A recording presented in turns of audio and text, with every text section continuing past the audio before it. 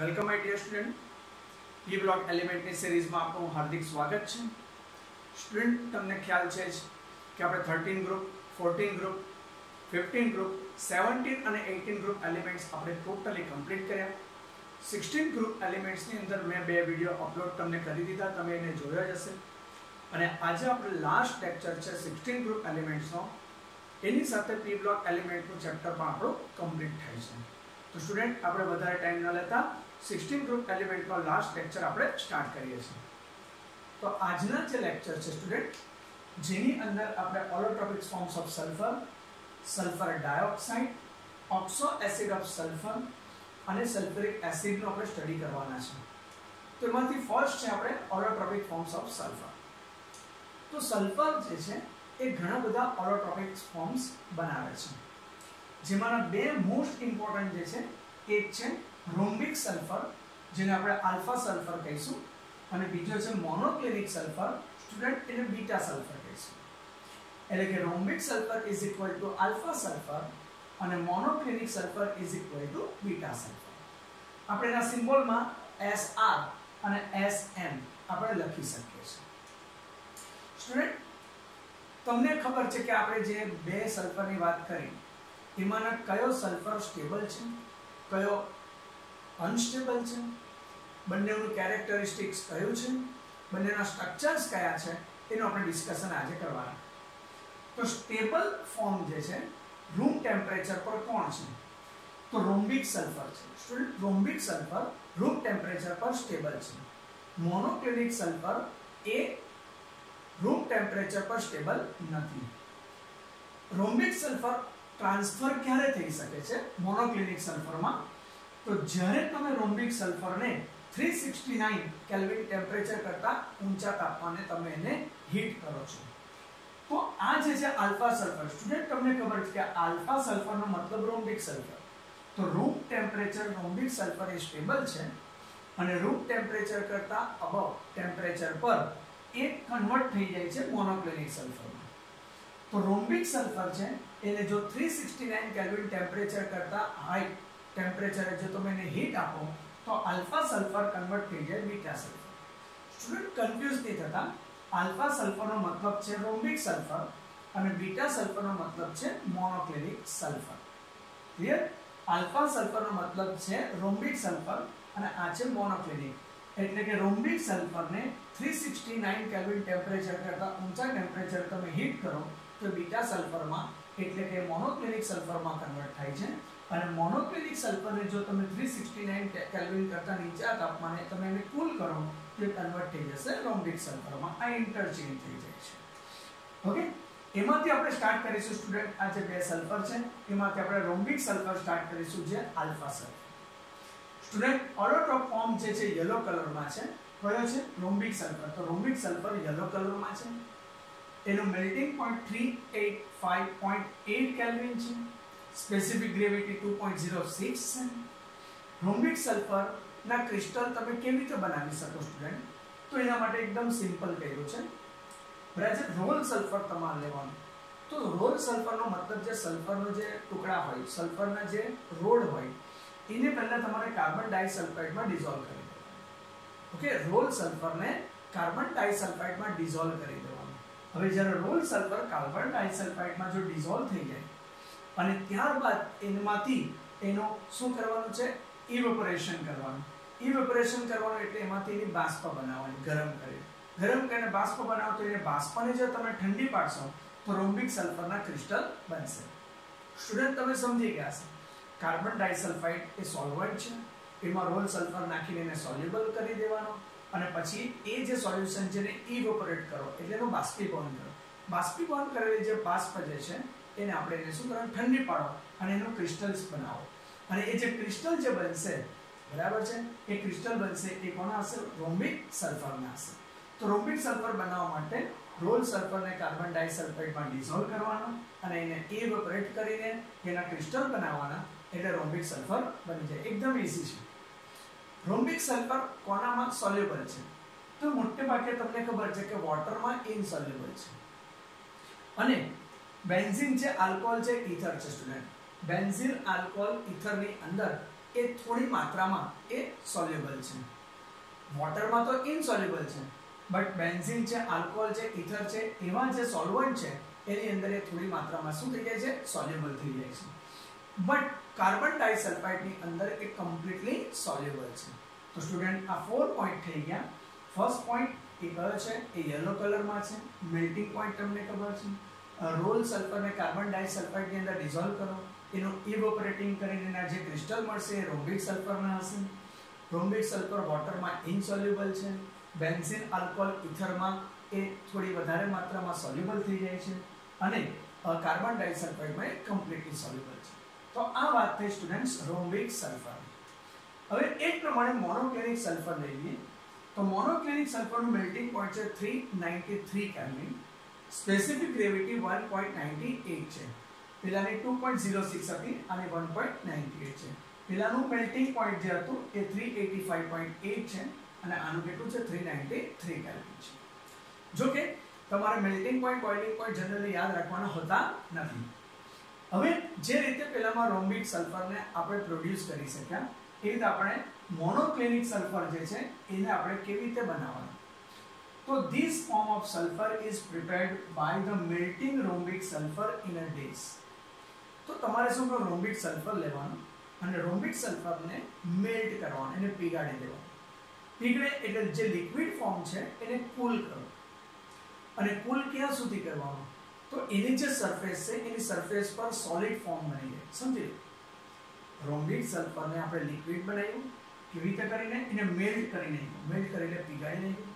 પીગાડી નાખીને એને સ્લોલી ઠંડુ પાડીએ તો એનો જે ઉપરનું લેયર હશે એ સોલિડ બની જશે. ઉપરનું લેયર સોલિડ અને નીચે લિક્વિડ હશે. એ રીતે એનો પોપડો બને ત્યાં સુધી એને ઠંડો પાડવા. તમે સમજી ગયા હશે. રોમ્બિક સલ્ફર લેવાનો, એને ગરમ કરો એટલે મેલ્ટ થઈ ગયું. મેલ્ટ થઈ ગયા પછી એને કૂલ કરવાનું. કૂલ કરો તો ક્યાં સુધી કૂલ કરવાનું? એનું ખાલી ઉપરનું લેયર કડક થઈ જાય, બરાબર છે, અને બાકીનો અંદરનો ભાગ લિક્વિડ રહે ત્યાં સુધી એને ઠંડુ પાડવા દો. પછી ઉપરનો જે પોપડો છે એમાં 2 હોલ પાડી દો. 2 હોલ પાડીને એમાંના એક હોલમાંથી તમારે એ જે અંદરનો લિક્વિડ વાળો પાર્ટ છે એને ખેંચી લો. અને એ જે ખેંચી લઈએ તો જે રિમેનિંગ લિક્વિડ જે પોર આઉટ કર્યો અને રિમૂવિંગ પછી ઉપરનો જે ક્રશ છે એટલે ઉપરનો જે પોપડો છે એને દૂર કરી નાખીએ અને પછી ધીરે ધીરે જે લિક્વિડ છે એ લિક્વિડને આપણે ક્રિસ્ટલ ફોર્મમાં બનાવીએ. જે કોણ બની જશે? મોનોક્લિનિક સલ્ફર બની જશે. તમે સમજાશો. રિપીટ કરી દઉં છું. રોમ્બિક સલ્ફર લીધો, એને પીગાડી નાખ્યો. પીગાડી નાખ્યા એટલે આખું લિક્વિડ બની ગયો. પછી એને ઠંડુ પાડો. ઠંડુ પાડે તો એનું ઉપરનું જ ખાલી લેયર કડક થાય, પોપડો બની જાય ત્યાં સુધી ઠંડુ પાડો. જેવો ઉપરનો લેયર પોપડો બની ગયો એટલે એને જે ઠંડુ પડી ગયું, નીચેનો ભાગ જે છે, અંદરનો ભાગ છે એ લિક્વિડ હશે, ઉપરનો ભાગ કડક થઈ ગયો. પછી ઉપરના પોપડામાં 2 હોલ પાડવાના અને એ હોલમાંથી બધું લિક્વિડ બહાર કાઢી દેવાનું. બધું લિક્વિડ બહાર કાઢીને પોપડો હવે નીકળી, કારણ કે અંદરનું લિક્વિડ નીકળી ગયું, પોપડો કાઢી નાખો. પછી જે તમને ક્રિસ્ટલ મળશે લિક્વિડમાંથી એ કે કોના હશે? બોલો, મોનોક્લિનિક સલ્ફરના હશે. તો આરામથી બરાબર સોયાકાર ક્રિસ્ટલ બનશે જે કોના હશે? મોનોક્લિનિક સલ્ફરના હશે. મોનોક્લિનિક સલ્ફર એ કાર્બન ડાઇસલ્ફાઇડમાં કમ્પ્લીટલી સોલ્યુબલ છે. આની પર માઇન્ડમાં રાખવાનું છે કે it is stable about 369 kelvin. એટલે 369 કેલ્વિન ટેમ્પરેચર કરતાં ઊંચા તાપમાને સ્ટેબલ છે. એટલે મોનોક્લિનિક સલ્ફર 369 કેલ્વિન ટેમ્પરેચર કરતાં ઊંચા તાપમાને સ્ટેબલ છે. તો એના કરતાં નીચા તાપમાને કોણ સ્ટેબલ છે? રોમ્બિક સલ્ફર. ઓકે, એન્ડ ટ્રાન્સફોર્મ્સ બરાબર into alpha sulphur below it. એટલે 369 કેલ્વિન ટેમ્પરેચર કરતાં નીચા તાપમાને એ રોમ્બિક સલ્ફર એટલે કે આલ્ફા સલ્ફરમાં કન્વર્ટ થઈ જશે. એટલે મેઇન શું થઈ ગયું ખબર પડી ને? 369 કેલ્વિન ટેમ્પરેચર થઈ ગયું સ્ટુડન્ટ. તો આલ્ફા સલ્ફર એટલે કયો સલ્ફર? રોમ્બિક સલ્ફર. એ 369 કરતાં નીચા તાપમાને સ્ટેબલ છે અને મોનોક્લિનિક સલ્ફર 369 કેલ્વિન કરતાં ઊંચા તાપમાને સ્ટેબલ છે. ઓકે, અને તમને ખબર છે કે 369 કેલ્વિન ટેમ્પરેચર કરતાં ઊંચા તાપમાને રોમ્બિક સલ્ફર એ મોનોક્લિનિકમાં કન્વર્ટ થાય અને 369 કરતાં નીચા ટેમ્પરેચરે મોનોક્લિનિક સલ્ફર રોમ્બિકમાં કન્વર્ટ થાય. તો કોઈને એમ તો કે 369 કેલ્વિન ટેમ્પરેચર શું હશે? તો યાદ રાખજો, at 369 kelvin temperature both forms are stable. બંને ફોર્મ કેવા છે? સ્ટેબલ જ છે.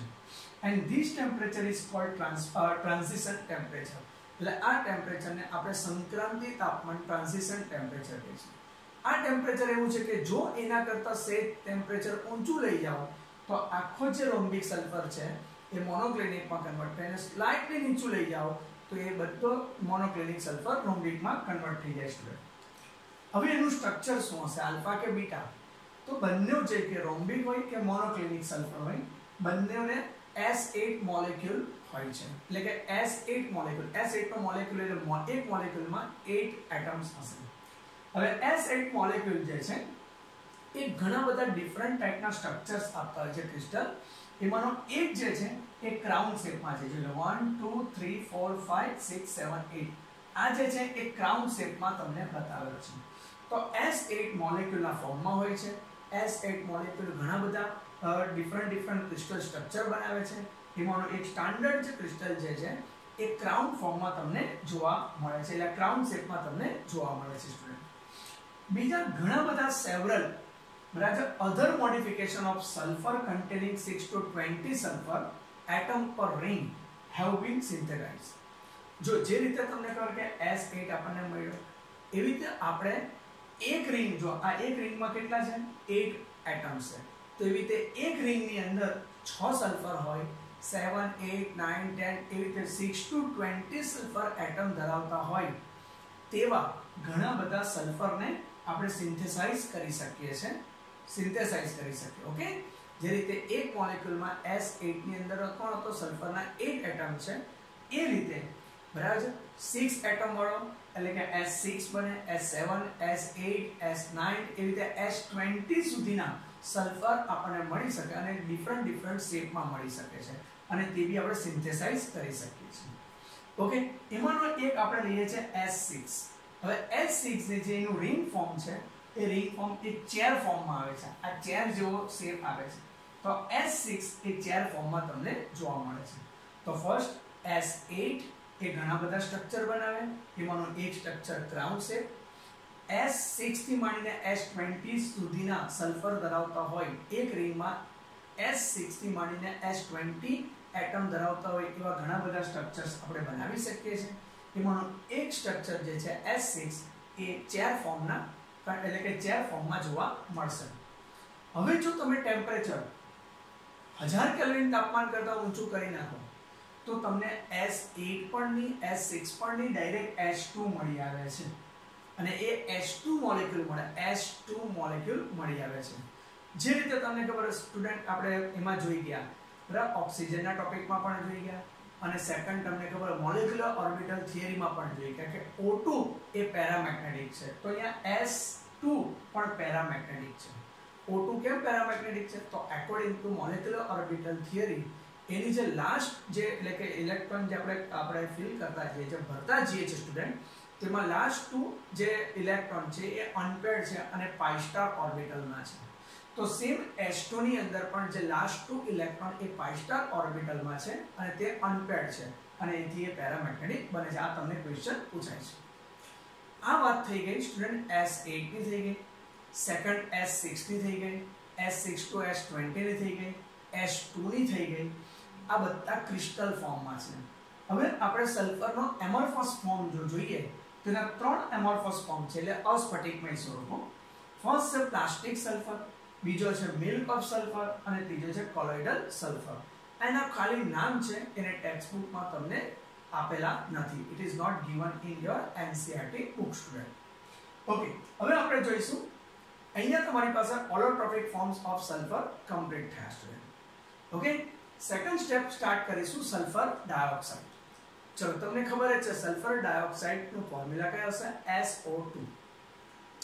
તો જે રીતે આપણે ઇનઓર્ગેનિક ની થીમ છે એ થીમ પર આગળ વધીએ. તમને ખબર કે ફર્સ્ટ પ્રિપરેશન મેથડ આવે, સેકન્ડ જે આવે એની ફિઝિકલ કેમિકલ પ્રોપર્ટીઝ આવશે. તો સલ્ફર ડાયોક્સાઇડ કેવી રીતે પ્રિપેર કરીશું? તો સિમ્પલ છે. તો હું સલ્ફર ડાયોક્સાઇડ માટે બનાવવા માટે હું સલ્ફર લઈશ. સલ્ફરને એર ની હાજરીમાં અથવા તો ઓક્સિજનની હાજરીમાં એને બર્ન કરો. જેવો બર્ન કરશો એટલે સલ્ફર ડાયોક્સાઇડ મળી જાય. સ્ટુડન્ટ તમે જોઈ લો, જ્યારે સલ્ફરને ઓક્સિજન સાથે બર્ન કરો તો સલ્ફર ડાયોક્સાઇડ તો મળે, બટ સલ્ફર ડાયોક્સાઇડ થોડા વધારાના ઓક્સિજન સાથે રિએક્શન કરે સલ્ફર ટ્રાયોક્સાઇડ પણ બનાવે. એટલે આ જ્યારે પ્રોસેસ થતી હોય સ્ટુડન્ટ ત્યારે આપણને sulphur dioxide as well as sulphur trioxide બંને મળતો હોય. પણ એમાં સલ્ફર ટ્રાયોક્સાઇડ જે છે એ 6 to 8% જેટલો મળતો હોય છે. તો first preparation method, sulfur dioxide is formed together with little sulfur trioxide. એટલે સલ્ફર ડાયોક્સાઇડ અને સલ્ફર ટ્રાયોક્સાઇડ બંને સાથે મળે છે જ્યારે sulphur is burn in the air or oxygen. તો એરની હાજરીમાં અથવા તો ઓક્સિજનની હાજરીમાં જ્યારે સલ્ફરને બાળવામાં આવશે ત્યારે સલ્ફર ડાયોક્સાઇડની સાથે 6 to 8% જેટલો સલ્ફર ટ્રાયોક્સાઇડ આપણને મળતો હોય છે. આ first preparation method. Second preparation method એ લેબોરેટરીમાં છે. બહુ સિમ્પલ છે. સિમ્પલ મેથડ એ છે કે તમારે શું કરવાનું કે લેબોરેટરીની અંદર જો તમારે બનાવવો હોય તો તમારે સલ્ફાઇડ આયન ધરાવતો કોઈ પણ સોલ્ટ લેવાનો. સલ્ફાઇડ સ્ટુડન્ટ યાદ છે તમને? સલ્ફાઇડ નો મતલબ SO3 - 2, સલ્ફેટ નો મતલબ SO4 - 2 સ્ટુડન્ટ. સલ્ફાઇડ નો મતલબ SO3 - 2 અને સલ્ફેટ નો મતલબ SO4 - 2. તો સલ્ફાઇડ ને સલ્ફ્યુરિક એસિડ સાથે રિએક્શન કરવાનું, ડાયલ્યુટેડ, તો એમાંથી સલ્ફર ડાયોક્સાઇડ મળે. આ આયનિક ઇક્વેશન છે. આની સાથે તમે સપોઝ Na ને જોડી દો તો Na2SO3 થઈ જાય અને આની સાથે H2SO4 બનાવી દો અને H2SO4 બનાવી દો તો સિમ્પલ ઇક્વેશન થઈ જશે. આમાંથી બનશે H2O, આમાંથી બની ગયો SO2. કેવી રીતે બન્યો? આ H2 આમાંથી બન્યો, આનો એક ઓક્સિજન આને મળી ગયો અને આમાંથી SO2 છૂટો પડી ગયો. આ છે સલ્ફાઇડ સોલ્ટ. એટલે આમાં આયોનિક ઇક્વેશન લખેલું છે. આ એસિડ માટેનો ફોર્મ છે. એસિડ માટેનો ફોર્મમાં H+ લેવાય છે અને પછીની રિએક્શન લખી શકશો. આની જગ્યાએ તમે Na2SO3 લઈ શકો, K2SO3 લઈ શકો, આમાં H2SO4 લઈ શકો અને પછી ઇક્વેશન સ્ટુડન્ટ બનાવી શકશો આરામથી. તો ફર્સ્ટ પ્રિપરેશન મેથડ, સલ્ફરને ઓક્સિજનની હાજરીમાં એને બર્ન કરવામાં આવે તો સલ્ફર ડાયોક્સાઇડની સાથે સલ્ફર ટ્રાયોક્સાઇડ થોડી માત્રામાં મળે 6 થી 8%, 6 to 8%. સેકન્ડ, લેબોરેટરીમાં સલ્ફાઇડ આયન ધરાવતો સોલ્ટ હોય તેની sulphuric acid, dilute sulphuric acid સાથે ટ્રીટમેન્ટ કરીએ તો એમાંથી સલ્ફર ડાયોક્સાઇડ મળે. સ્ટુડન્ટ થર્ડ જે પ્રિપરેશન મેથડ છે એ ઇન્ડસ્ટ્રીયલ સ્કેલ પર છે. તો ઇન્ડસ્ટ્રીયલ સ્કેલ પર શું કરવામાં આવે તો it is produce as a by product of the roasting of sulphide ores. એટલે સલ્ફાઇડની જે કાચી ધાતુ છે એટલે સલ્ફાઇડ ઓર્સ જે છે એનું રોસ્ટિંગ કરવામાં, ગુજરાતીમાં એને ભુંજન કહેવાય. ભુંજનનો મતલબ એવો છે, રોસ્ટિંગનો મતલબ એરની પ્રેઝન્સમાં એને શું કરવાનું? બર્ન કરવાનું. તો આ જે છે એ સલ્ફાઇડ ઓર્સ છે. આને આપણે કહીશું આયન પાયરાઇડ્સ. આયન પાયરાઇડ્સ એ સલ્ફાઇડ ઓર્સ છે. એટલે કે સલ્ફાઇડની એટલે કે આયનની સલ્ફાઇડ કાચી ધાતુ કહેવાય. એના ઓક્સિજનની હાજરીમાં એને બર્ન કરવામાં આવે એટલે આ પ્રોસેસને આપણે રોસ્ટિંગ પ્રોસેસ કહીશું. તો એમાંથી Fe નું કન્વર્ઝન Fe2O3 માં થશે અને સલ્ફરનું કન્વર્ઝન સલ્ફર ડાયોક્સાઇડ, અને સલ્ફર ડાયોક્સાઇડ બાય પ્રોડક્ટ છે. યાદ રાખજો, રોસ્ટિંગ પ્રોસેસ કે આના ઓક્સાઇડ બનાવવા માટેની મેઇન પ્રોસેસ છે. એમાં બાય પ્રોડક્ટમાં આપણને શું મળે છે? સલ્ફર ડાયોક્સાઇડ મળશે. હવે આ જે સલ્ફર ડાયોક્સાઇડ મળ્યો એને સ્લોલી શું કરવાનો? સ્લોલી એને H2SO4 છે અથવા તો અધર એવા ડિહાઇડ્રેટિંગ એજન્ટમાંથી પાસ કરવાનો અને એને ડ્રાય કરવાનો. એટલે કે સલ્ફર ડાયોક્સાઇડમાંથી ભેજ ને બધું નીકળી જાય, ડ્રાય થઈ ગયો. ડ્રાય થયા પછી એક જે સિલિન્ડર હોય એ સિલિન્ડરની ઉપર પ્રેશરથી એ સિલિન્ડરમાં એને ભરવામાં આવે એટલે એ સ્ટોર થઈ જાય. કયા ફોર્મમાં? લિક્વિડ ફોર્મમાં. જે રીતે ગેસની બોટલ હોય LPG બને તે રીતે સલ્ફર ડાયોક્સાઇડને બોટલની અંદર પ્રેશરથી અંદર ભરવામાં આવે તો એ સલ્ફર ડાયોક્સાઇડ ગેસ એ કન્વર્ટ શેમાં થઈ જશે? લિક્વિડમાં કન્વર્ટ થઈ જશે. ઓકે, અને એ સિલિન્ડર કયો હશે? સ્ટીલ સિલિન્ડર હશે. તો ઈઝી છે. ઓકે, ચાલો સલ્ફર ડાયોક્સાઇડ માટેની હવે પ્રિપરેશન મેથડ કમ્પ્લીટ થઈ ગઈ. તો હવે સલ્ફર ડાયોક્સાઇડની પ્રોપર્ટીઝ. તો એક વાર સ્ટુડન્ટ આપણે પ્રિપરેશન મેથડ ફટાફટ રિવાઇઝ કરી દઈએ. સલ્ફરને ઓક્સિજનની હાજરીમાં બર્ન કરવામાં આવે તો સલ્ફર ડાયોક્સાઇડની સાથે સલ્ફર ટ્રાયોક્સાઇડ મળે. સેકન્ડ, લેબોરેટરીમાં સલ્ફાઇડ આયન જે છે સલ્ફાઇડ સોલ્ટ લો, સલ્ફાઇડ આયન લો, એને ડાયલ્યુટેડ સલ્ફ્યુરિક એસિડ સાથે રિએક્શન કરીને બનાવી શકો છો. થર્ડ, ઇન્ડસ્ટ્રીની અંદર તમારી પાસે જે સલ્ફાઇડ ઓર છે એનું રોસ્ટિંગ કરવાથી બાય પ્રોડક્ટ તરીકે સલ્ફર ડાયોક્સાઇડ મળશે. એ સલ્ફર ડાયોક્સાઇડ જે પ્રોડ્યુસ થાય તેને શું કરવાનો, ડ્રાય કરવાનો. ડ્રાય કરીને સ્ટીલના સિલિન્ડરની અંદર અંડર પ્રેશર એને શું કરવાનો, લિક્વિફાઈડ કરવાનો અને લિક્વિફાઈડ કરીને એને સ્ટોર કરવાનો. હવે એના તમને ખબર સ્ટુડન્ટ SO3 એની પ્રોપર્ટી શું એ જોવાની છે. SO3 સ્ટુડન્ટ એક્ઝેક્ટલી તમને SO2 એક્ઝેક્ટલી તમે સમજી લો કે SO2 ઇક્વલ ટુ CO2 એવું માનીને ચાલો તો તમને ઈઝી લાગશે. SO2 એ એસિડિક ગેસ છે સ્ટુડન્ટ, બીકોઝ કારણ કે સલ્ફર એ નોન મેટલ છે. નોન મેટલના ઓક્સાઇડ એ એસિડિક છે. એટલે ફર્સ્ટ કોઈ પણ એસિડિક ગેસને વોટરમાં સોલ્યુબલ કરો તો શું બને, એનો એસિડ બનશે. તો SO2 ને વોટરમાં ડિસોલ્વ કરે તો સલ્ફ્યુરસ એસિડ બને. જે રીતે તમે CO2 ને વોટરમાં મૂકો તો H2CO3 બને, એ રીતે SO2 ને H2 માં ડિસોલ્વ કરો તો H2SO3. તો sulphur dioxide when passed through water forms a solution of sulfurous acid. sulfurous acid બને છે સ્ટુડન્ટ. ઓકે. સેકન્ડ, તમને ખબર છે કે CO2 આવ્યો છે, બરાબર છે, ઇઝ ઇક્વલ ટુ SO2. તમે અહીંયા CO2 મૂકીને જો તો NO1 ને CO2 સાથે રિએક્શન કરે તો Na2CO3 બને, અને એમાં જો વધારે CO2 પાસ કરે તો સોડિયમ બાયકાર્બોનેટ બને. તો સેમ એ રીતે SO2 એસિડિક ગેસ છે સ્ટુડન્ટ. એસિડિક ગેસ એટલે એને બેઝિક સાથે બેઝ સાથે રિએક્શન કરે, આલ્કલી સાથે રિએક્શન કરે, સોલ્ટ અને વોટર ફોર્મેશન કરવાનું છે. તો it reacts readily with the sodium hydroxide solution forming a sodium sulphide. તો જો NaOH SO2 સાથે રિએક્શન કરે છે, સોડિયમ સલ્ફાઇડ બનાવશે.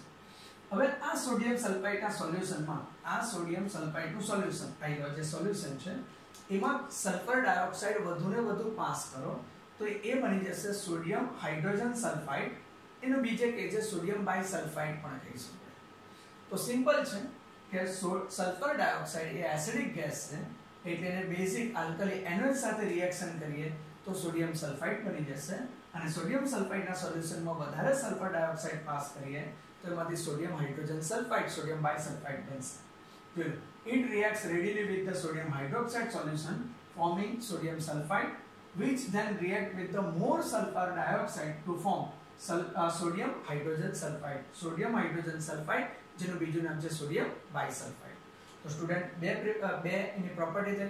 સલ્ફર ડાયોક્સાઇડ વોટર સાથે રિએક્શન કરીને સલ્ફ્યુરસ એસિડ બનાવે, સલ્ફર ડાયોક્સાઇડ બેઝ સાથે રિએક્શન કરે, NaOH સાથે રિએક્શન કરીને સોડિયમ સલ્ફાઇડ બનાવે, જેની વધારે સલ્ફર ડાયોક્સાઇડ સાથે રિએક્શન કરે સોડિયમ હાઇડ્રોજન સલ્ફાઇડ બનશે. સલ્ફર ડાયોક્સાઇડ ક્લોરીન સાથે રિએક્શન કરે, SO2 Cl2, SO2Cl2 જેનું નામ છે સલ્ફ્યુરાઇલ ક્લોરાઇડ. સલ્ફ્યુરાઇલ ક્લોરાઇડ તો સિમ્પલ છે, સલ્ફર ડાયોક્સાઇડ ક્લોરીન સાથે ચારકોલ કેટલિસ્ટના પ્રેઝન્સમાં રિએક્શન કરે તો સલ્ફ્યુરાઇલ ક્લોરાઇડ બનશે SO2Cl2. સિમ્પલ એટેચ થાય છે, જોઈ લો SO2 Cl2 શું બનશે SO2Cl2.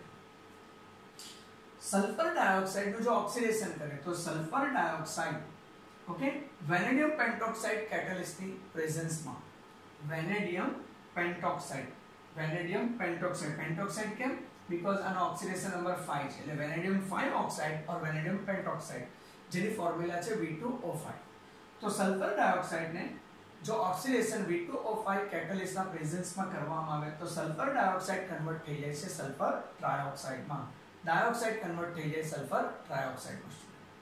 ઓકે, ચાલો એના પછી તમારી પાસે આવે છે કે when આ most important, when moist sulfur dioxide behaves as a reducing agent. એટલે જ્યારે તમે સલ્ફર ડાયોક્સાઇડ ભેજ વાળો હોય તો ભેજ સલ્ફર ડાયોક્સાઇડ છે એ રિડ્યુસિંગ એજન્ટ તરીકે જ્યારે વર્તતો હોય ત્યારે કઈ કઈ વસ્તુ થશે, ચલો Fe+3 નું Fe+2 માં રિડક્શન કરશે, કારણ કે આ રિડ્યુસિંગ એજન્ટ બની ગયો. તો સલ્ફર ડાયોક્સાઇડ રિડ્યુસિંગ એજન્ટ છે એટલે Fe+3 નું રિડક્શન કરીને Fe+2 માં કન્વર્ટ કરે, જ્યારે સલ્ફર ડાયોક્સાઇડ નું કન્વર્ઝન સલ્ફેટ આયનમાં થશે. તમે ચેક કરો આ +3 આ +2, તો સ્ટુડન્ટ અહીંયા રિડક્શન થયું, આમાં સલ્ફર +4 આમાં સલ્ફર +6, સ્ટુડન્ટ આમાં ઓક્સિડેશન થયું. એટલે સલ્ફર ડાયોક્સાઇડ આનું રિડક્શન કરે છે અને પોતાનું ઓક્સિડેશન કરે છે, એનો મતલબ થયો કે એ કોણ થયો રિડ્યુસિંગ એજન્ટ. તો સલ્ફર ડાયોક્સાઇડ Fe+3 ને Fe+2 માં સ્ટુડન્ટ કન્વર્ટ કરે છે. સેમ એ રીતે MnO4- છે એ MnO4- ને Mn+2 માં રિડક્શન કરે છે.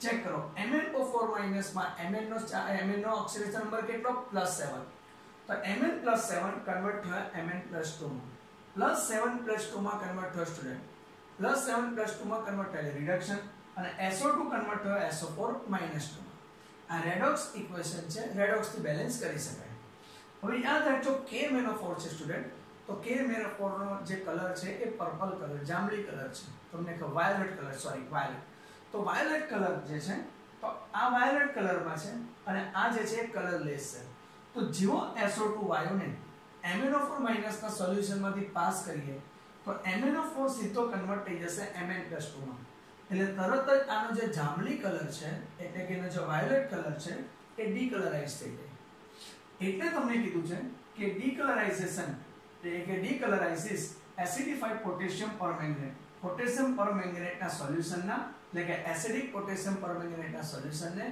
સ્ટુડન્ટ એ ડીકલરાઇઝ કરી નાખે છે અને આ જે રિએક્શન છે એ રિએક્શન આપણે કામ લાગે છે શેમાં કે કોઈ રિએક્શન દરમિયાન સલ્ફર ડાયોક્સાઇડ ગેસ પ્રોડ્યુસ થયો છે કે નહીં સલ્ફર ડાયોક્સાઇડ કન્ફર્મ છે કે નહીં સલ્ફર ડાયોક્સાઇડની કન્ફર્મેટિવ ટેસ્ટ માટે આને ચોઇસ કરવામાં આવે છે એટલે કે the letter reaction is convenient test for the gas એટલે સલ્ફર ડાયોક્સાઇડ ગેસ છે જ એ કન્ફર્મ કરવા માટે સલ્ફર ડાયોક્સાઇડને શેમાંથી પાસ કરવાનો MnO4- માંથી અને જો એનું ડીકલરાઇઝેશન થાય તો સમજવાનું કે SO2 ગેસ છે અને ડીકલરાઇઝેશન નહીં થતું હોય તો SO2 ગેસ નથી એવું માનીને ચાલવું જોઈએ ઓકે તો સ્ટુડન્ટ તમારી પાસે ચલો ફટાફટ પ્રોપર્ટી જોઈ લઈએ એકવાર રિપીટ કરીએ જોઈ લો ફર્સ્ટ પ્રોપર્ટી કઈ છે સ્ટુડન્ટ આઈડિયા પહેલું સલ્ફર ડાયોક્સાઇડને વોટરમાંથી પાસ કરો સલ્ફ્યુરસ એસિડ બને NOH સાથે સોડિયમ સલ્ફાઇડ અને વધારે માત્રામાં સલ્ફર ડાયોક્સાઇડ પાસ કરે તો સોડિયમ બાયસલ્ફાઇડ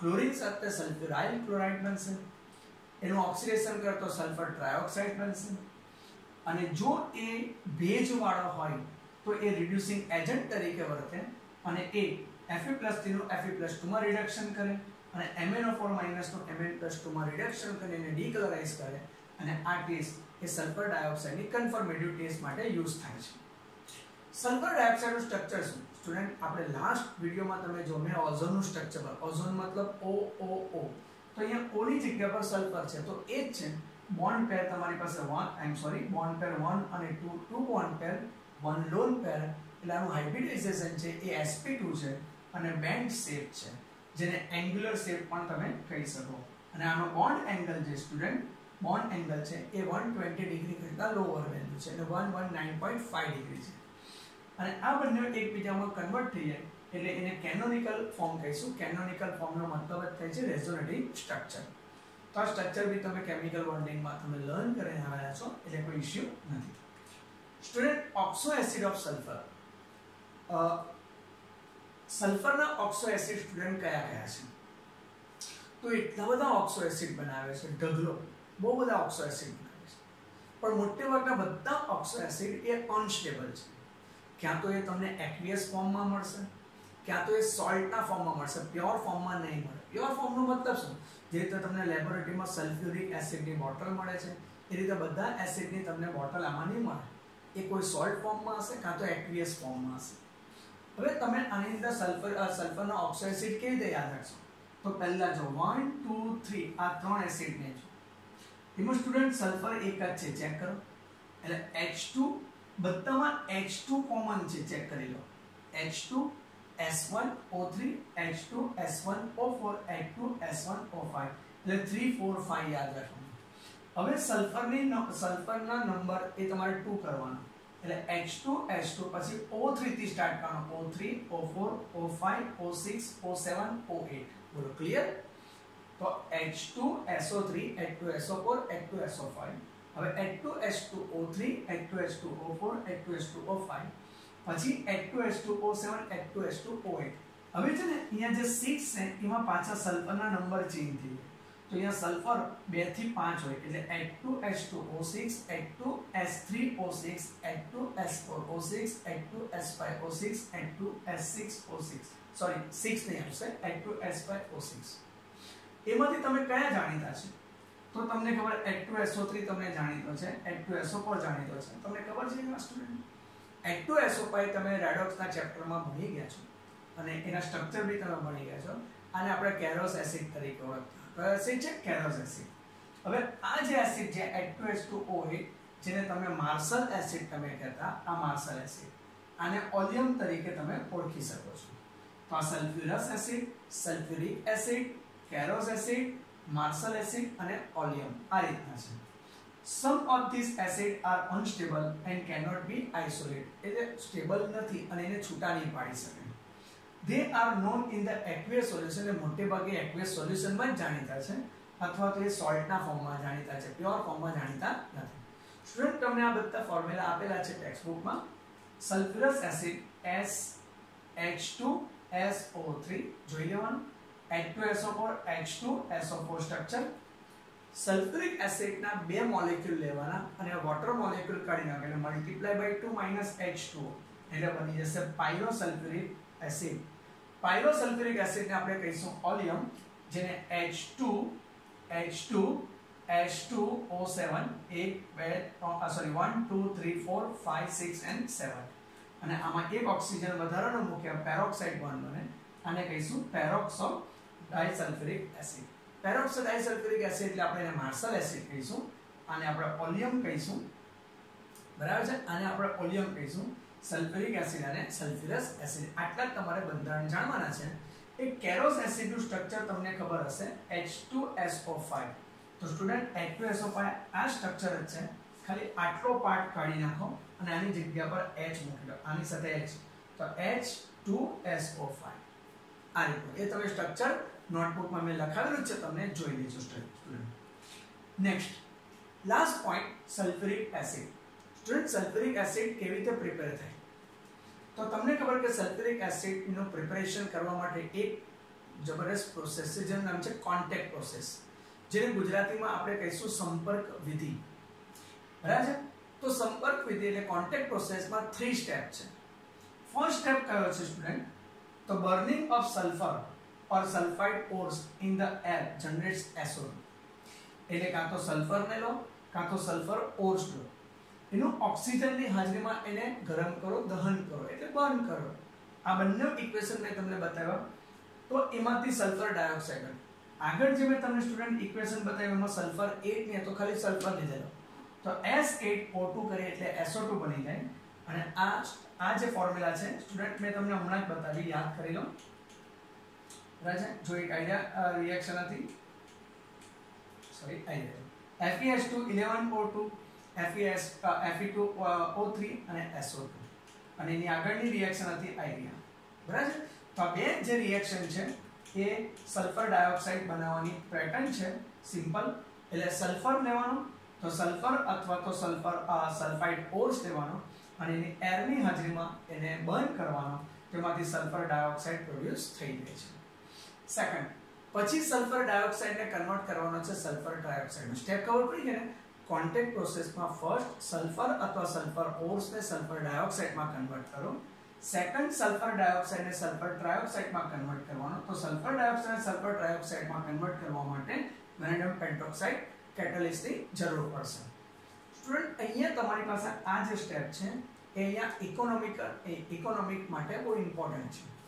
કોન્ટેક્ટ પ્રોસેસનું આ સૌથી ઇમ્પોર્ટન્ટ સ્ટેપ છે જે તમને ઓલરેડી કેમિકલ ઇક્વિલિબ્રિયમના ચેપ્ટરમાં લસ એટેલિયર પ્રિન્સિપલમાં જોઈ ચૂક્યા છે. તમે આ ઇક્વેશનને બરાબર ધ્યાનથી નોટ કરશો તો એને જોશો તો આ રિએક્શનમાં જે છે એ SO3 છે. તો SO3 જ્યારે પ્રોડ્યુસ થાય છે તો એની એન્થાલ્પી કેટલી છે? -196.6 કિલોજૂલ પર મોલ. સ્ટુડન્ટ આનો મતલબ એવો થયો કે આ રિએક્શન કયું છે? એક્ઝોથર્મિક રિએક્શન છે.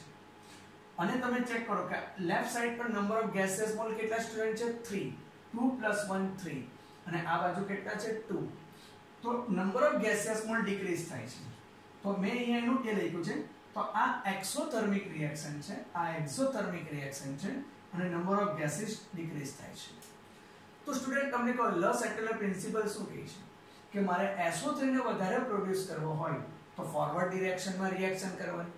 ફોરવર્ડ ડિરેક્શનમાં રિએક્શન કરવા માટે એક્ઝોથર્મિકને ફેવર કરવાની. તો કયા ફેક્ટર્સ છે કે જે એક્ઝોથર્મિક રિએક્શનને ફેવર કરે છે? તો ટેમ્પરેચર લો લઈ જાઓ. તો જો તમે ટેમ્પરેચરને ડિક્રીઝ કરશો તો तो एक्सोथर्मिक रिएक्शन શું થશે ફેવરમાં આવશે તો એક્સોથર્મિક રિએક્શન ફેવરમાં આવવાની છે સ્ટુડન્ટ તો એક્સોથર્મિક રિએક્શન એટલે SO3 નું પ્રોડક્શન વધારવા માટે હું શું કરીશ ટેમ્પરેચરને શું કરીશ ડિક્રીઝ કરીશ નેક્સ્ટ હવે number of gaseous mall decrease થાય તો ફોરવર્ડ ને કરવા માટે number of gaseous mall decrease થાય તો નંબર ઓફ ગેસિયસ મોલ ને ડિક્રીઝ કરવા માટે મારે કયું ફેક્ટર યુઝ કરીશ પ્રેશર તો according to law second principal જો પ્રેશર ને ઇન્ક્રીઝ કરું તો આ number of gaseous mall decrease થાય એ સાઇડ ડિરેક્શનમાં એ રિએક્શન થવાની છે તો મારી પાસે બે વસ્તુ આવી ગઈ એક તો ટેમ્પરેચર ડિક્રીઝ કરવાનું અને પ્રેશર હાઈ કરવાનું તો સ્ટુડન્ટ જ્યારે એનું રિયલમાં જ્યારે એનું પ્રોડક્શન થાય છે તો એનું ઓપ્ટિમમ કન્ડિશન એ ચેક કરવામાં આવી તો ટેમ્પરેચર મિનિમમ કેટલું રાખવું પડશે 720 તો લો ટેમ્પરેચર 720 રાખવાનું છે અને હાઈ પ્રેશર 2 બાર એનો મતલબ કે જ્યારે આ પ્રોસેસ થતી હોય સલ્ફર ટ્રાયોક્સાઇડ નું પ્રોડક્શન થતું હોય ત્યારે according to law second principle temperature low કરવાનું 720 કેલ્વિન સુધી લો કરવાનું એનાથી લો નહીં થશે એનાથી લો કરીએ તો ઓવરઓલ રિએક્શનનો રેટ ઘટી જાય છે એટલે એ પાછું આપણે ઇકોનોમિકલી આપણને ફાયદો થશે નહીં પ્રોફિટ આપશે નહીં એ પ્રમાણે પ્રેશર હાઈ કરવાનું તો પ્રેશર એકદમ હાઈ કરીશું તો એનું જે કન્ટેનર છે એ ફાટી જશે એટલે એના માટે ઓપ્ટિમમ પ્રેશર કેટલું રાખ્યું છે 2 બાર હવે આની સાથે સાથે એક કેટેલિસ્ટ યુઝ કર્યો છે તો છે V2O5 આ બધી કન્ડિશન કરીએ ત્યારે સલ્ફર ટ્રાયોક્સાઇડ પ્રોડ્યુસ થાય છે સ્ટુડન્ટ હવે જે સલ્ફર ટ્રાયોક્સાઇડ પ્રોડ્યુસ થાય જો બે સ્ટેપ થયા ને પહેલા સલ્ફરનું કન્વર્ઝન સલ્ફર ડાયોક્સાઇડમાં અથવા સલ્ફર ઓર્સનું કન્વર્ઝન સલ્ફર ડાયોક્સાઇડમાં સલ્ફર ડાયોક્સાઇડને સલ્ફર ટ્રાયોક્સાઇડમાં પ્રોડ્યુસ કરે અને થર્ડ સ્ટેપ સલ્ફર ટ્રાયોક્સાઇડને વોટરમાં એડ કરવો પડે સ્ટુડન્ટ એક રૂલ યાદ રાખજો સલ્ફર ટ્રાયોક્સાઇડને જ્યારે વોટરમાં એડ કરો છો વોટરમાં સલ્ફર ટ્રાયોક્સાઇડને વોટરમાં એડ કરો છો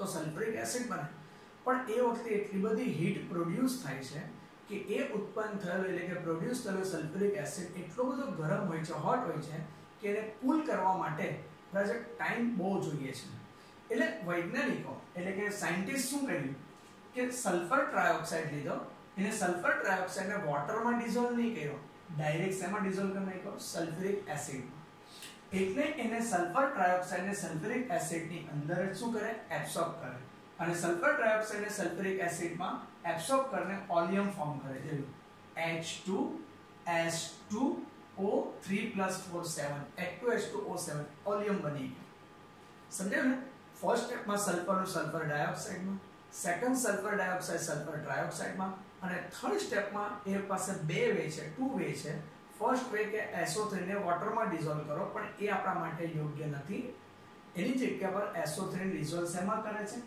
સલ્ફ્યુરિક એસિડમાં જેવો ડિઝોલ્વ કરો અંદર એને એબ્સોર્બ કરો તે ઓલિયમ બની જાય ઓકે ઓલિયમ બની જાય એટલે તમને કીધું છે કે the SO3 gas form the catalytic converter is absorbed in the concentrated H2SO4 to produce oleum જેવો SO3 સ્ટુડન્ટ પ્રોડ્યુસ થાય એવો તરત જ H2SO4 માં એને એબ્સોર્બ કરીને ઓલિયમ બનાવી જેવો ઓલિયમ બન્યો એવો ઓલિયમની અંદર સ્લોલી વોટર એડ કરતા જાઓ એટલે એને ડાયલ્યુટ કરતા જાઓ જેમ ડાયલ્યુટ કરશો તેમ ઓલિયમ કન્વર્ટ શેમાં થશે ઓલિયમ કન્વર્ટ શેમાં થશે સલ્ફ્યુરિક એસિડમાં ઓકે સલ્ફ્યુરિક એસિડમાં કન્વર્ટ થશે અને સલ્ફ્યુરિક એસિડમાં કન્વર્ટ થતો જાય હવે તમારી પાસે તમારે કેટલો સ્ટ્રોંગ સલ્ફ્યુરિક એસિડ બનાવવો છે એ પ્રમાણે તમારે વોટર એડ કરવાનું એટલે in the industry two steps are carried out simultaneously to make the process continuous. One, to reduce the cost. એટલે જેવો SO3 બને એને H2SO4 માં એબ્સોર્બ કરવાનું અને અંદર વોટર એડ કરવાનું સ્ટાર્ટ કરી દે જેવું વોટર એડ કરતા જાઓ અને તમને જેટલો રિક્વાયરમેન્ટ હોય એટલો કોન્સન્ટ્રેટ સલ્ફ્યુરિક એસિડ તમારે વધારે કોન્સન્ટ્રેટ બનાવો તો વોટર ઓછો એડ કરો તમારે ડાયલ્યુટ સલ્ફ્યુરિક એસિડમાં તો વોટર વધારે એડ કરો The sulfuric acid obtained by the contact process is 96 to 98% pure.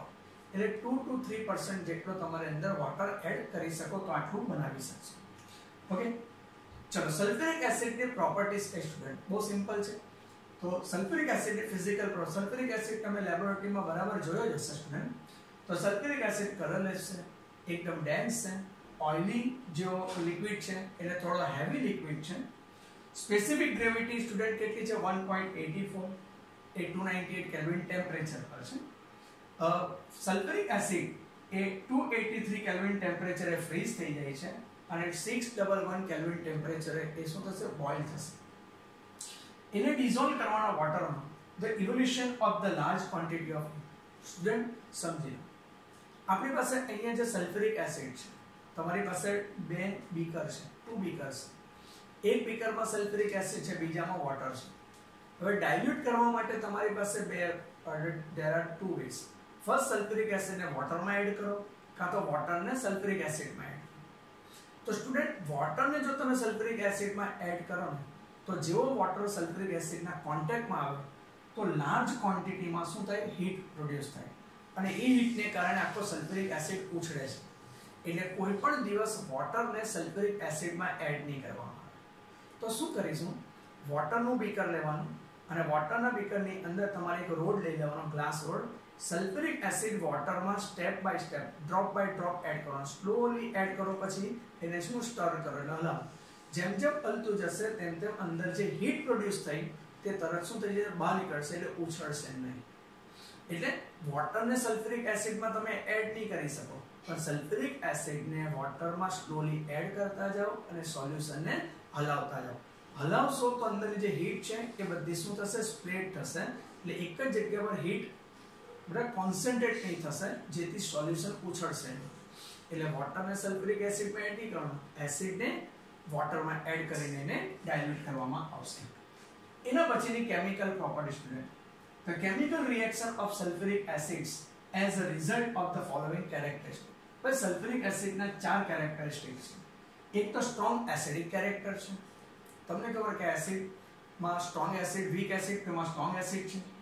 Law volatility છે એટલે ઓછી નીચી બાષ્પશીલતા. સ્ટ્રોંગ એફિનિટી ટુ વોટર સાથે જબરદસ્ત એટ્રેક્શન છે અને ability to act as an oxidizing agent. એટલે સ્ટ્રોંગ ઓક્સિડાઇઝિંગ એજન્ટ તરીકે બિહેવ કરે છે. સ્ટુડન્ટ એની 4 કેપેબિલિટી છે. ફર્સ્ટ એ સ્ટ્રોંગ એસિડિક કેરેક્ટર છે, સેકન્ડ લો વોલેટિલિટી છે, third strong affinity to for water અને ability to act as an oxidizing agent.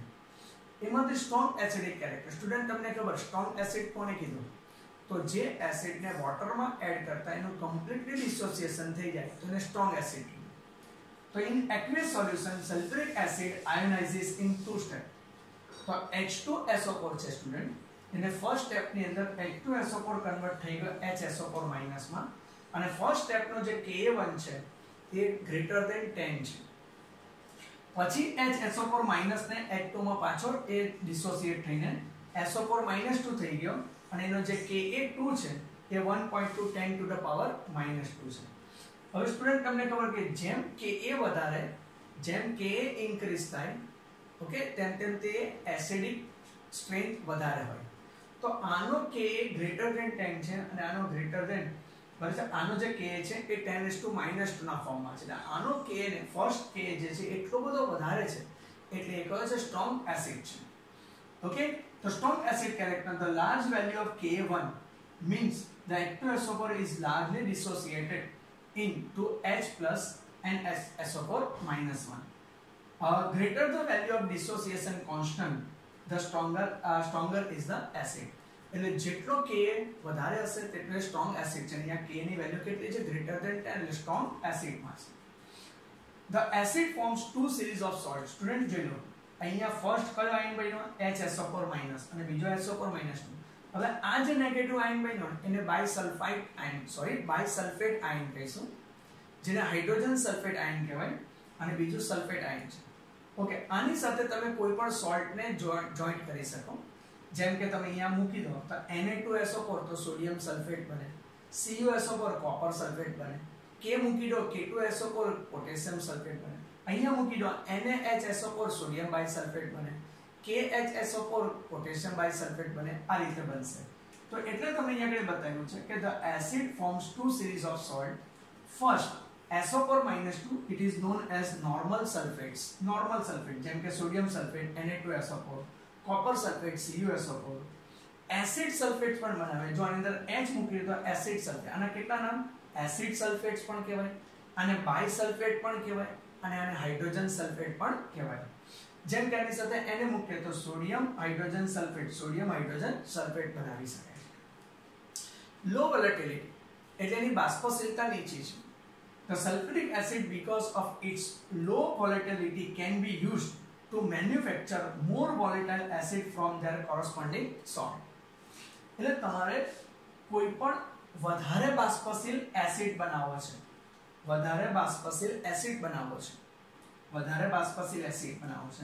તો આ બાષ્પશીલ એસિડનો જે સોલ્ટ હોય, સપોઝ તમારે અહીંયા HCl બનાવતો, HCl કેવો છે ગેસિયસ ફોર્મમાં છે, તો HCl ગેસિયસ ફોર્મમાં છે, તો અહીંયા હું NaCl લઈશ સ્ટુડન્ટ, તો NaCl ને સલ્ફ્યુરિક એસિડ સાથે રિએક્શન કરીશ તો આની વોલેટિલિટી કેવી છે ઓછી છે, એટલે આ વોલેટાઇલ નહીં થાય, પણ આ સીધો અહીંયા આગળ NaX ની જગ્યા પર MX ની જગ્યા પર NaCl લઈ લઈએ, NaCl H2SO4 સાથે રિએક્શન કરે તો અહીંયા બનાવશે કોણ બનશે HCl બની જશે, NaCl H2SO4 સાથે રિએક્શન કરે તો અહીંયા HCl બની જશે અને અહીંયા બનશે Na2SO4। હવે આમાંથી ખાલી આ જ વોલેટાઇલ હશે, આ લો વોલેટિલિટી છે એટલે આ બનાવી શકાય। તો HCl કોણ છે એ વોલેટાઇલ છે એટલે કીધું મોર વોલેટાઇલ એસિડ્સ એટલે HCl જો બનાવવો હોય તો એનો સોલ્ટ લેવાનો, HCl નો સોલ્ટ કયો NaCl KCl અને એની સલ્ફ્યુરિક એસિડ સાથે રિએક્શન કરવાની। હવે આમાં X કોણ છે તો આટલા જ છે, જોઈ લો FCl અને NO3 અને M કોણ છે મેટલ, તો આ એક કામ કરી શકાય। એટલે એમ કહી શકાય વધુ બાષ્પશીલ એસિડ બનાવવા માટે, વધુ બાષ્પશીલ એસિડ બનાવવો હોય તો સલ્ફ્યુરિક એસિડને એ બાષ્પશીલ એસિડના સોલ્ટ સાથે રિએક્શન કરવાની। Second, strong affinity for water, એટલે વોટર સાથે જબરદસ્ત એટ્રેક્શન છે, અને જબરદસ્ત એટ્રેક્શન છે એટલે ડિહાઇડ્રેટિંગ નેચર છે, એટલે કશામાંથી પણ વોટરને શું કરે એબ્સોર્બ કરશે। તો many wet gases can be dried by passing them through H2SO4, એટલે જેટલા બી ભેજયુક્ત ગેસ હોય એને તમે સલ્ફ્યુરિક એસિડમાંથી પાસ કરો તો સલ્ફ્યુરિક એસિડ બધો ભેજને શું કરે એને એબ્સોર્બ કરે। પણ સ્ટુડન્ટ એક વસ્તુ યાદ રાખજો કે જ્યારે તમે ગેસને સલ્ફ્યુરિક એસિડમાંથી પાસ કરો છો, જ્યારે ગેસને એટલે ભેજયુક્ત ગેસ છે એને સલ્ફ્યુરિક એસિડમાંથી પાસ કરો છો ત્યારે એક પોઈન્ટ માઇન્ડમાં રાખવાનો કે જે ગેસને તમે પાસ કરો છો એ ગેસ સલ્ફ્યુરિક એસિડ સાથે રિએક્શન કરતો હોવો જોઈએ નહીં। હું રિપીટ કરું છું, તમારે કોઈ પણ ગેસ જે ભેજયુક્ત હોય એને ડ્રાય કરવો હોય તો એને ડિહાઇડ્રેટિંગ એજન્ટમાંથી પાસ કરવાનો। હવે ડિહાઇડ્રેટિંગ એજન્ટ કોણ છે સલ્ફ્યુરિક એસિડ, તો મારી પાસે ભેજયુક્ત ગેસ છે, હું એને H2SO4 માંથી પાસ કરું, H2SO4 એમાંથી ભેજને એબ્સોર્બ કરી લે અને ગેસને જવા દે। પણ એ જે ગેસ જે આપણે પાસ કરીએ છીએ એની એક કેરેક્ટરિસ્ટિક શું છે કે એ ગેસ સલ્ફ્યુરિક એસિડ સાથે રિએક્શન કરતો હોવો જોઈએ નહીં, નહીં તો શું થાય કે એ ગેસને જ્યારે પાસ કરે તો ગેસ સલ્ફ્યુરિક એસિડ સાથે રિએક્શન કરે અને વોટર બી સલ્ફ્યુરિક એસિડ એબ્સોર્બ કરી લે તો આપણી પાસે નવો જ કોઈ કમ્પાઉન્ડ બની જશે એટલે ડ્રાય થાય નહીં। એટલે H2SO4 removes water from the many wet gases can be dried by the passing them through the H2SO4। એટલે જબરદસ્ત ઇક્વેશન છે કે sulphuric acid removes the water from organic compounds and it is evident by its chairing action on the carbohydrates। જે carbohydrate છે student, કાર્બોહાઈડ્રેટનો મતલબ શું carbo plus hydrate, એવા compounds કે જેમાં કાર્બન પ્લસ વોટર હોય તો આ કાર્બોહાઈડ્રેટ છે જેને આપણે કહીશું અહીંયા સુક્રોઝ। હવે સુક્રોઝને સલ્ફ્યુરિક એસિડ સાથે રિએક્શન કરે તો સલ્ફ્યુરિક એસિડનું કેરેક્ટરિસ્ટિક શું છે એને એબ્સોર્બ કરે, કોને વોટરને એબ્સોર્બ કરે, વોટરને એબ્સોર્બ કરે તો આમાંથી કાર્બનને છૂટો પડે અને વોટરને એબ્સોર્બ કરી લે તો આ રિએક્શનને આપણે ચેરિંગ રિએક્શન કહીશું। ચેરિંગ રિએક્શનનો મતલબ કાર્બોહાઈડ્રેટમાંથી વોટર અને કાર્બનને છૂટા પાડવાની reaction. Okay, ability to act as an oxidizing agent, student આ છેલ્લું કેરેક્ટરિસ્ટિક છે ભાઈ, એ ઓક્સિડાઇઝિંગ એજન્ટ તરીકે યુઝ થાય છે। Hot concentrated sulfuric acid is a moderately strong oxidizing agent and it is intermediate between phosphoric and nitric acid।